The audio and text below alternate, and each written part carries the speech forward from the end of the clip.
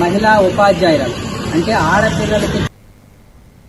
వనపర్తి జిల్లా పెదగూడెం గ్రామంలోని BSc agriculture women's degree కాలేజీని బీఆర్ఎస్వీ విభాగం చేతలు సందర్శించారు. మొదటి సంవత్సరం విద్యార్థులను ఇతర కళాశాలలకు తరలించడం జరుగుతున్నదని, వచ్చే ఏడాదిలో 2వ సంవత్సరం విద్యార్థులు కూడా ఉండకపోవచ్చు అని బీఆర్ఎస్వీ జిల్లా కోఆర్డినేటర్ హేమంత్ ముదిరాజ్ తెలిపారు. తెలంగాణలో ఇలాంటి 2 కాలేజీల్లో ఒకటి వనపర్తిలోనే ఉందని, స్థానిక ఎమ్మెల్యే, మంత్రులు దృష్టి పెట్టి కాలేజీ తరలింపును ఆపాలన్నారు.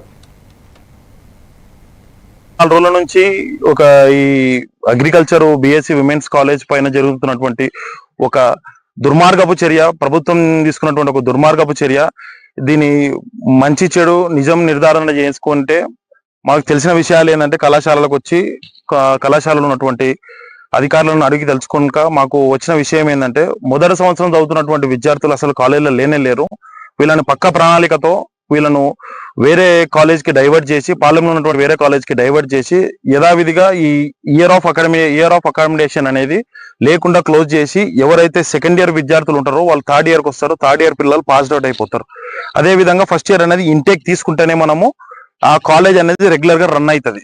దీన్ని పక్కా ప్రణాళికగా దీన్ని క్లోజ్ చేయాలనే ముఖ్య ఉద్దేశంతోన వీళ్ళు ఇంత దుర్మార్గపు చర్యకు తీసుకున్నారు.